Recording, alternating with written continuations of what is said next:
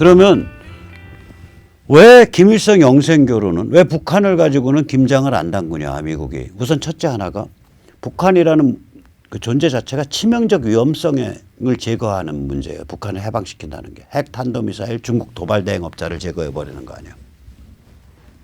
두 번째가 전략적 가치가 높아요. 북한은요. 미중 전쟁을 최종 승리를 하기 위해서는 반드시 획득해야 될 고지예요. 두 번째 북한을 획득해서 북한을 자유화시키면 대한민국 정치가 확 바뀌어요. 지금 백모가 떠드는 이런 얘기가 상식이 되어 간다고요. 대한민국이 확 바뀌고 자유조선이 들어오면 두 개 합치면 한반도가 완전히 이 미국이 주도하는 세계 질서의 서태평양 쪽에 핵심 주춧돌로 딱 바뀌는 거예요. 그 다음에 세 번째 뭐냐. 일본을 제대로 자리매김해 줄 수 있어요. 한반도가 이렇게 제대로 딱 자리매김해 주면 일본은 이선 후방 기원기지로 자림할 수 있어요. 근데 일본을 일선으로 끌어낸다? 일본은요, 신토 텐노에 관한 문화 심리의 뿌리가 깊습니다. 제가 얼마 전에 들었는데, 동경대 교수예요. 나이 제 또래도 저보다도 좀 어려요.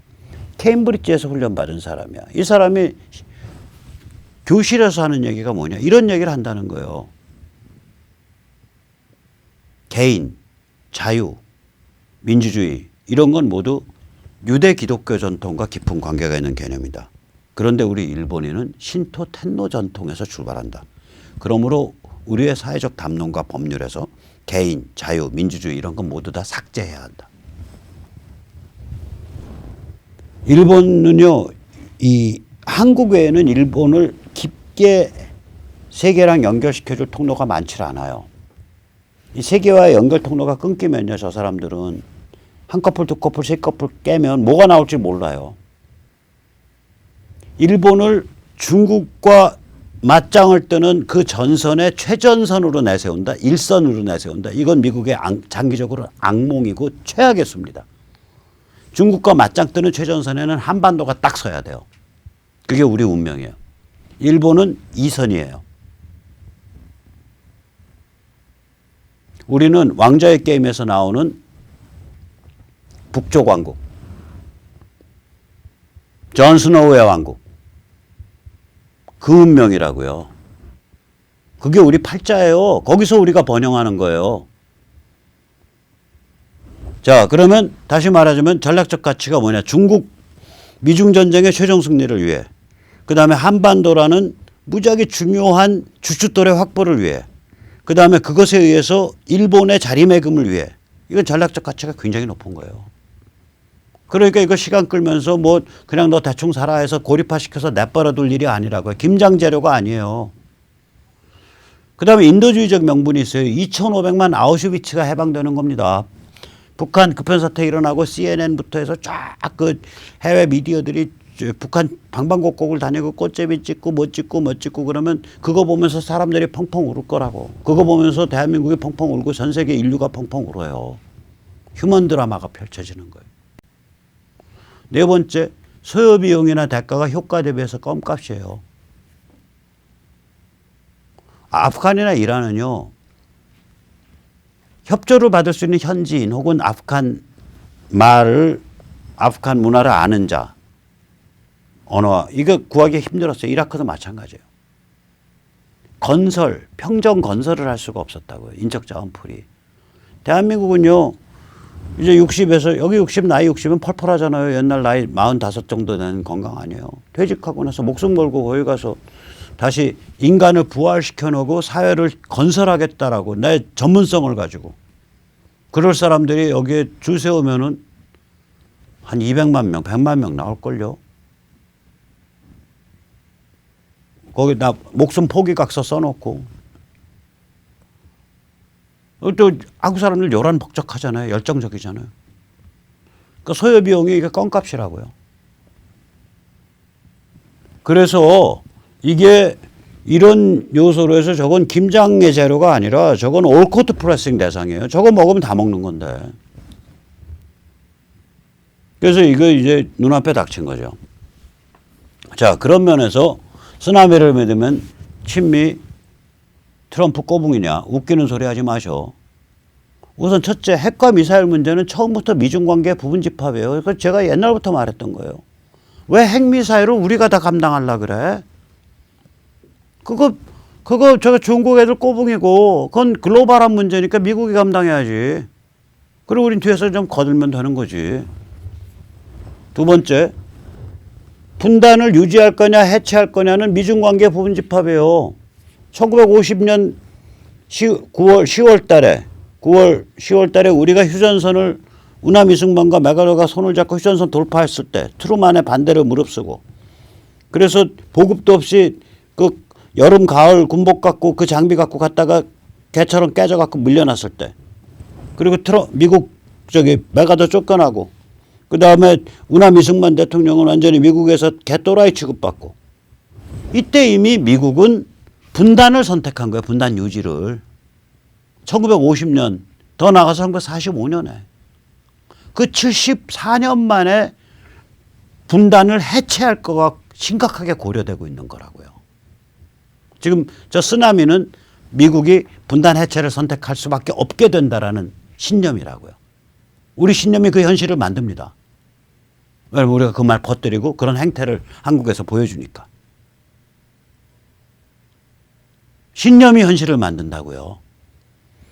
처음부터 한국의 개돼지 타락은 그냥 단순히 한국 내부 문제가 아니에요. 이 문명적 차원의 문제가 있다고요. 우선 첫째, 한국이 고급화되니까 한국의 지식인들이 다 가서 서유럽과 유럽에 가서 배워와. 근데 가서 보니까 지난 50년 동안 이게 해체 열병이에요. 아까 보셨잖아요.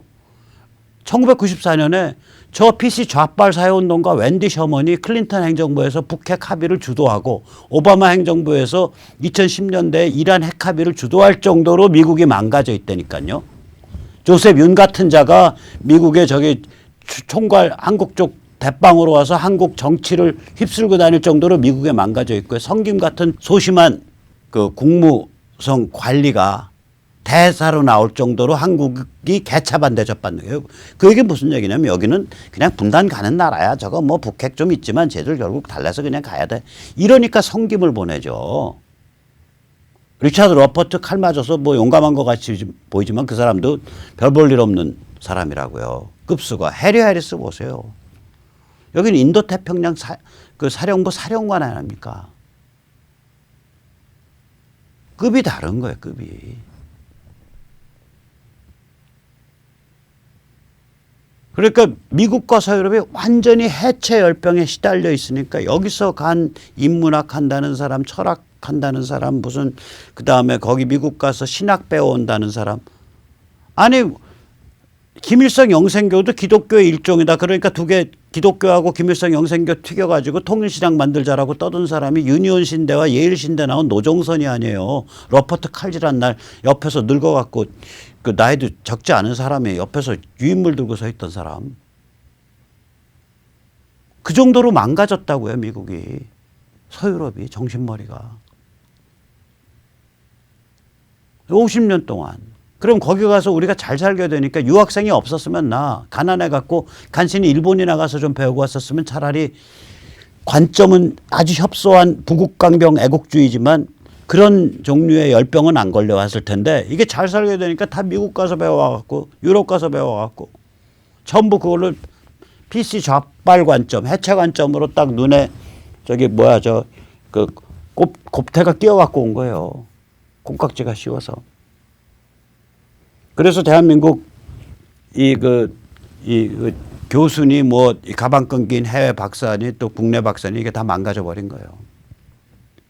두 번째, 미국과 서유럽이 무슨 개병신 신사가 돼도 이슬람 석유를 섬긴다 했잖아요. 그럼 이슬람 석유 섬기면 거기 무슨 정의가 있으며 이슬람에 야 그거 피해로 좀 뭐 그거 얼마나 참 가려네. 그러니까 그 뭐 테러해서 뭐 올림픽 저기서 사람 많이 잡아주겠지만 그거 정의로운 거야 하면 네 알겠습니다. 정의롭게 섬기겠습니다. 올림픽 테러한 놈을 갖다가 바로 그 다음에 몇 달 만에 준 국가 대접해 준 거 아니에요. 그럼 준 국가 대접을 해주면 1972년 일인데 그럼 국가로서 헌법 만들어야 되잖아. 안 만들어. 자살폭탄 테러, 공격, 피파리 장사. 그거에 취해가지고 지들은 특권을 누리느라고 아라파트 죽을 때까지 한 30년 동안 남들은 준국가 대접해 주는데 자기들은 헌법이 없어요. 이게 깡패 집단이지 이게 준국가입니까? 그런 거를 준국가 대접해 주면서 받들어 모시고 살았어요. 휘엘로가 강해서 그랬어요? 아니에요.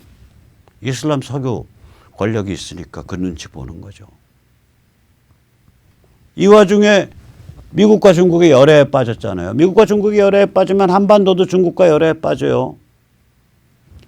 6.25의 당사자 아닙니까? 그 원수를 중공군 인민군 똥자루라고 우리가 어렸을 때 부르던 그 중공이 우리의 파트너가 되고 우리의 가장 중요한 그 이웃이 된 거예요. 아무 중간에 설명도 없이 평가도 없이 과거에 대한 기록도 없이. 그리고 사회 전체는 친중 사대주의로 가버리고.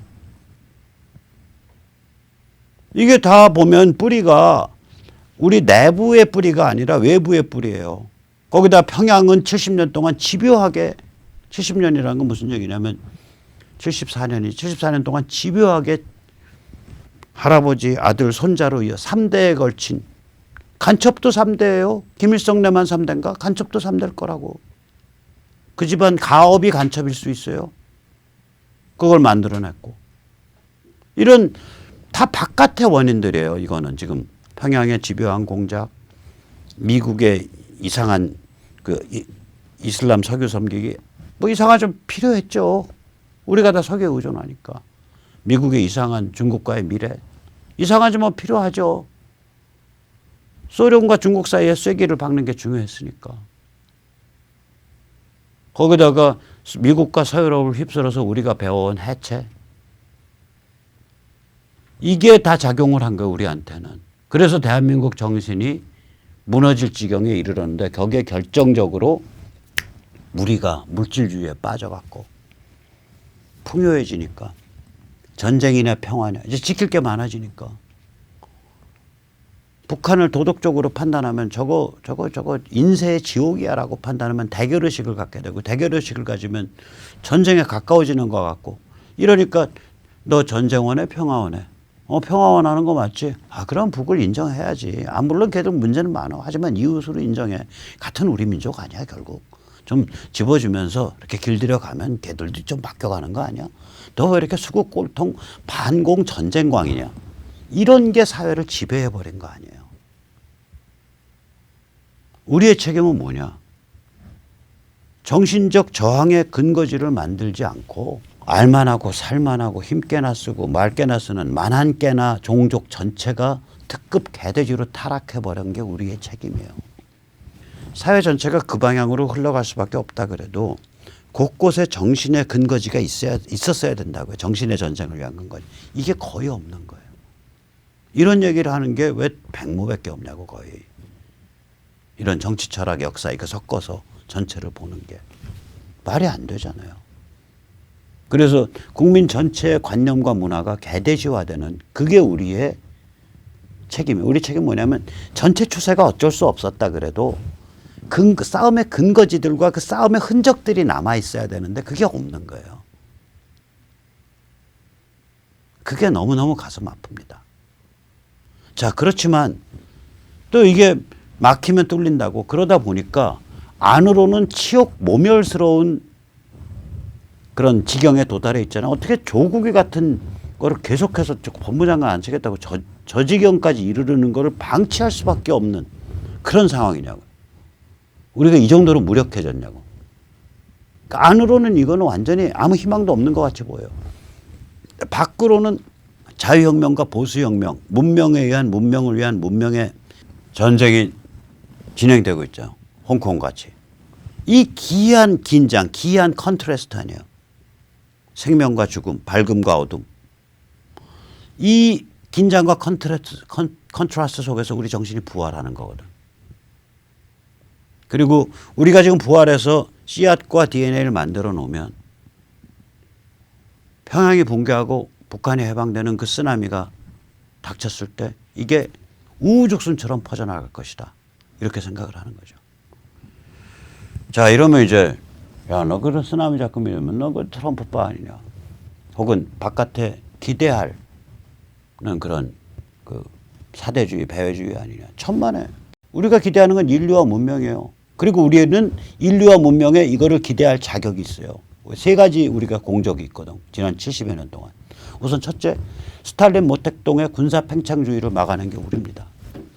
6.25 이후에는요, 스탈린 모택동이 저렇게 내놓고서 군사 팽창해서 공산주의 수출하려고 시도한 적이 없어요.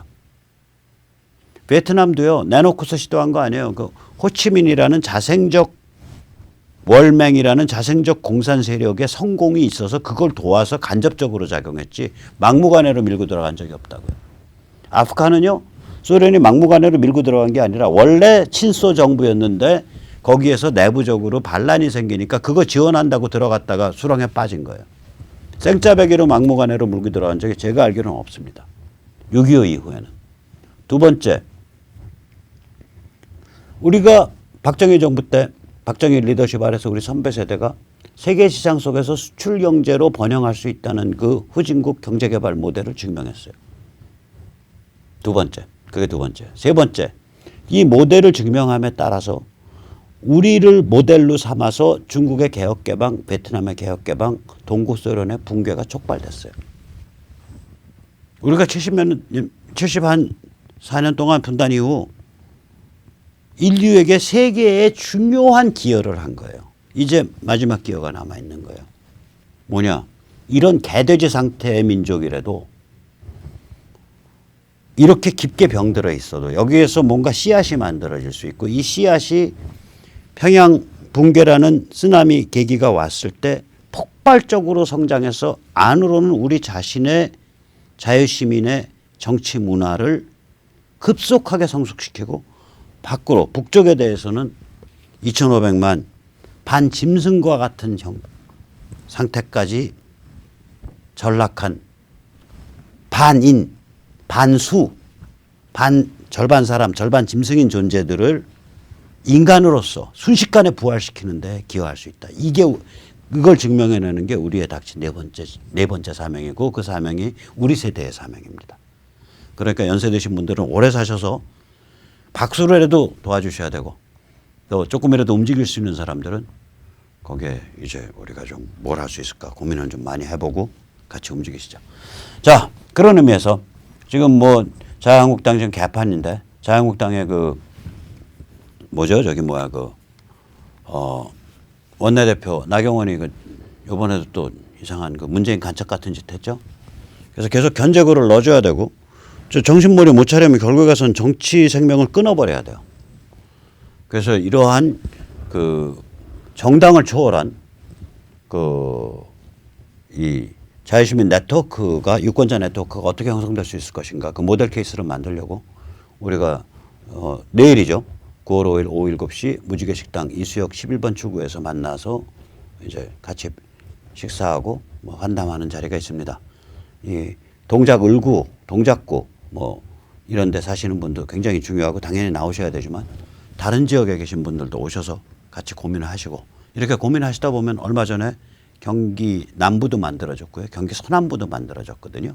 이 자리에서 같이 고민하시다가 그래서 어디에 계시든 오시는 거 대환영합니다. 예, 그럼 오늘 여기까지 모시겠습니다. 감사합니다.